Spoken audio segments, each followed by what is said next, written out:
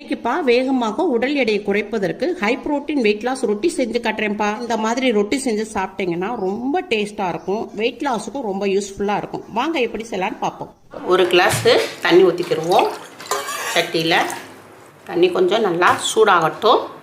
இப்போ தண்ணி கொதிக்கிற நிலைமைக்கு வந்துருச்சு பாருங்கள், நல்லா பபிள்ஸ் வருது. இது பொன்னாங்கண்ணி கீரைப்பா. பொன்னாங்கண்ணி கீரையை வாங்கி அம்மா ஆஞ்சு நல்லா வாஷ் பண்ணி வச்சுருக்கேன், நல்லா சுத்தம் பண்ணி வச்சுருக்கேன். இந்த இதை நான் ஒரு பிடி எடுத்திருக்கேன். இதை அப்படியே இந்த சுடுதண்ணியில் போட்டுருவோம். சுடுதண்ணியில் போட்டு நம்ம இதை அப்படியே எல்லாத்தையும் ஃபுல்லாக முக்கிடுவோம். அவ்வளோதான், ரொம்ப வேக விடக்கூடாது. நம்ம வேக விட்டோம்னா கீரையில் உள்ள சத்து போயிடும், உடனே கேஸ் ஆஃப் பண்ணிடுவோம்.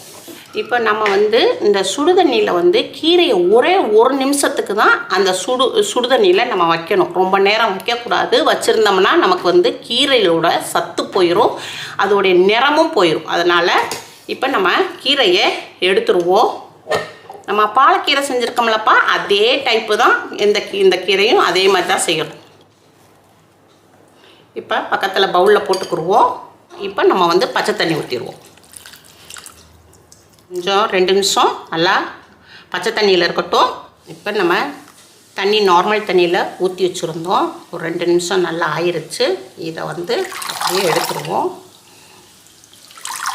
நல்லா தண்ணியை பிழிஞ்சிடணும். பிழிஞ்சிட்டு நம்ம இப்படி உதுத்து விட்டு மிக்சியில் போட்டுக்குருவோம். மிக்சி ஜாரில்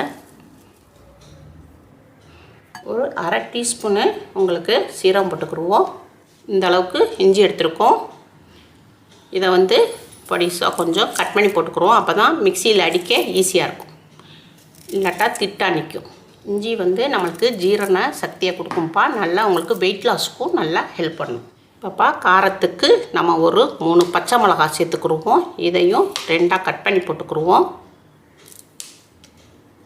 இப்போ நம்ம ஒரு 6-7 பீஸுப்பா பாதாம் எடுத்திருக்கேன். இதையும் நம்ம கட் பண்ணி போட்டுக்குருவோம். நம்ம பாதாம் சாப்பிடும்போது நம்மளுக்கு அதிகமான புரோட்டீன் கிடைக்கும். இப்போப்பா நம்ம கீரையில் தண்ணி இருக்கும், ஏன்னா இதில் தான் நான் அடிக்க போகிறேன். அப்படி பத்தலைன்னா ஒரு 2 ஸ்பூன் அளவுக்கு தண்ணி ஊற்றி அடிச்சுக்குருவோம்.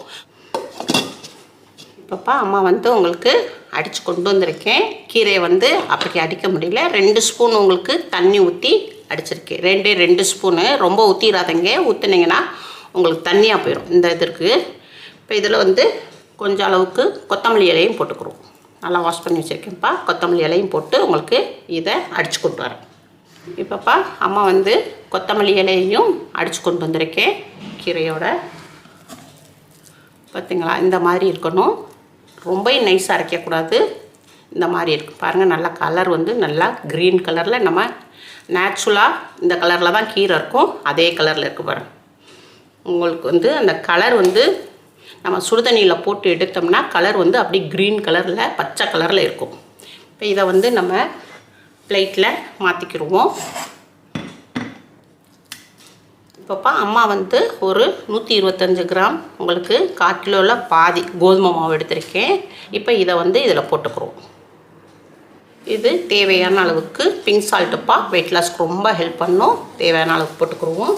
ஒரு 1/4 டீஸ்பூனு மிளகு பொடி போட்டுக்குருவோம். கொஞ்சமாக மஞ்சப்பொடி போட்டுக்குருவோம். எலுமிச்சம்பழத்தில் ஒரு 1/4 பழம் மட்டும் நறுக்கியிருக்கேன். இப்போ இதில் கொஞ்சம் ஜூஸ் விட்டுக்குருவோம்.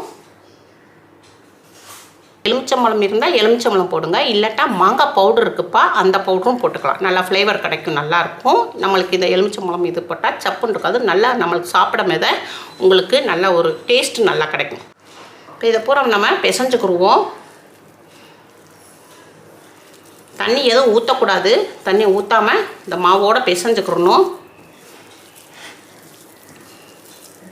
இப்போ இன்னும் கொஞ்சம் தண்ணியாக இருக்குது, நம்ம மீதி மாவையும் போட்டுருவோம்.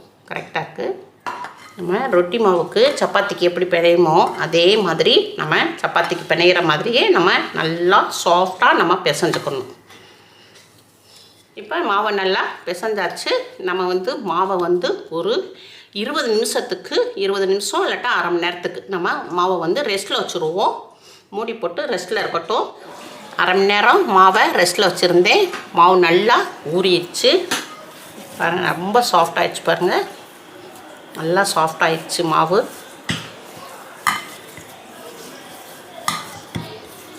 இப்போ நம்ம இதை வந்து உருண்டை போட்டுக்குருவோம்.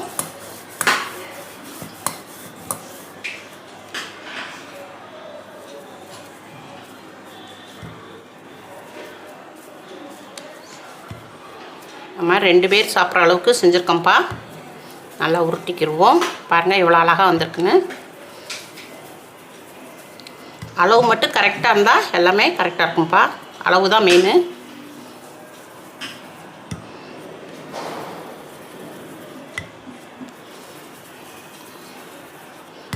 இப்போ நம்ம ரொட்டி போட்டுக்குருவோம்.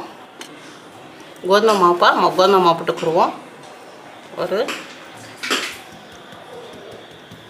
முன்னையும் பின்னையும் மாவு நல்லா தடவிக்கிறோம்.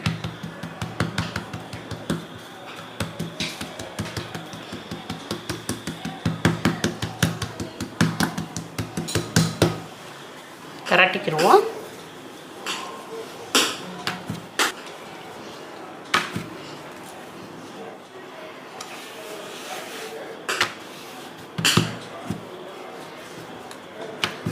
நல்லா ஓரக்கரங்களை நல்லா தேய்ச்சி விடணும்.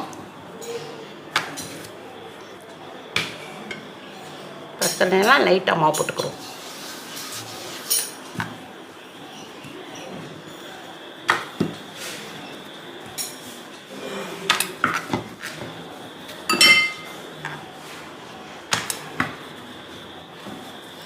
நல்லா ரவுண்ட் பண்ணியாச்சு. பாருங்கள் எவ்வளோ மெல்லிஸாக வந்திருக்குன்னு. இப்போ நம்ம கேஸ் பக்கம் போயிடுவோம்ப்பா. அப்பா கேஸ் ஆன் பண்ணியிருக்கோம். சப்பாத்தி கல் வச்சுருக்கோம். சப்பாத்தி கல் நல்லா சூடாகிட்டு வருது. இப்போ நம்ம தேய்ச்சி வச்சுருந்த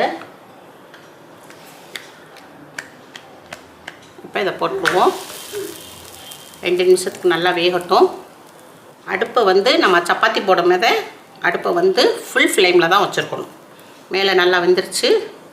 இப்போ நம்ம அப்படியே கொஞ்சமாக அப்படியே அமுக்கி விடுவோம். நல்லா ஊறக்கரங்க பூரா நல்லா வெந்துடும். திருப்பி போட்டுக்குருவோம்ப்பா.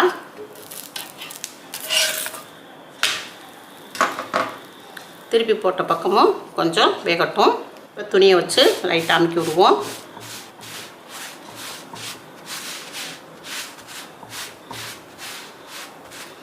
மாற்றி போட்டுக்குருவோம்.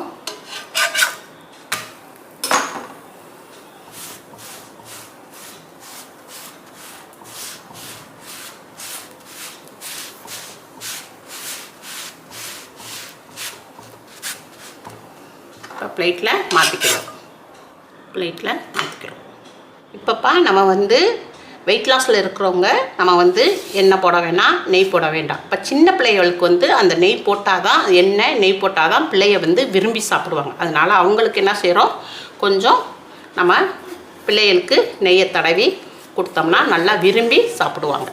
பொன்னாங்கண்ணி கீரை வந்துப்பா யாரும் நம்ம வந்து பொரியல் வச்சு கொடுத்தோம்னா பிள்ளைய சாப்பிட மாட்டாங்க. பெரியவங்க கூட சாப்பிட கீரையா அப்படின்னு நினைப்பாங்க. இப்படி ரொட்டிலேயோ தோசையிலையோ இப்படி போட்டு கொடுத்தோம்னா அவங்களுக்கு இந்த கீரைன்னு தெரியாது. க்ரீன் கலராக இருக்கா, சூப்பராக இருக்குன்னு சொல்லிட்டு பிள்ளைய விரும்பி சாப்பிடுவாங்க. பொன்னாங்கண்ணி கீரை வந்துப்பா பொன் போன்ற மேனி, அதுக்கு பேர் வந்து பொன்னாங்கண்ணின்னு வச்சுருக்காங்க. அதனால் ஸ்கின்னு நல்லா ஷைனிங் கொடுக்கும், கண் பார்வை நல்லா கிடைக்கும், முடி நல்லா கருகருன்னு வளரும். அதனால் பிள்ளைகளுக்கு இப்படி செஞ்சு கொடுங்க, பிள்ளைங்க விரும்பி சாப்பிடுவாங்க. வருங்கால பிள்ளைங்க வந்து ஆரோக்கியமாக வளரணும்னா இந்த மாதிரி செஞ்சு கொடுங்க. வெயிட் லாஸில் இருக்கிறவங்க இப்படி சாப்பிட்டுக்கோங்க. நல்லா சாஃப்டாக இருக்குது பாருங்கள், எவ்வளோ சாஃப்டாக இருக்குன்னு பாருங்கள், எவ்வளோ சாஃப்டாக இருக்குன்னு. நல்லா சாஃப்டாகவும் இருக்குது, ரொம்ப டேஸ்ட்டாகவும் இருக்குது. இப்படி நம்ம காய் வச்சுக்கணும்ப்பா. அம்மா வந்து அவரைக்காவும் உருளைக்கிழங்கும் போட்டு கிரேவி வச்சுருக்கேன். இப்படி டயட்டில் இருக்கிறவங்க, வெயிட் லாஸ் இருக்கிறவங்க எல்லாருமே இது சின்ன பிள்ளையிலேருந்து பெரியவங்க வரை எல்லாருமே சாப்பிட்லாம்ப்பா. ரொம்ப ஹெல்த்தியானது, உடம்புக்கும் ரொம்ப நல்லது. உங்கள் வீட்டில் செஞ்சு பாருங்கப்பா. அம்மாவுக்கு லைக் பண்ணுங்கள், ஷேர் பண்ணுங்கள், சப்ஸ்கிரைப் பண்ணுங்கள்.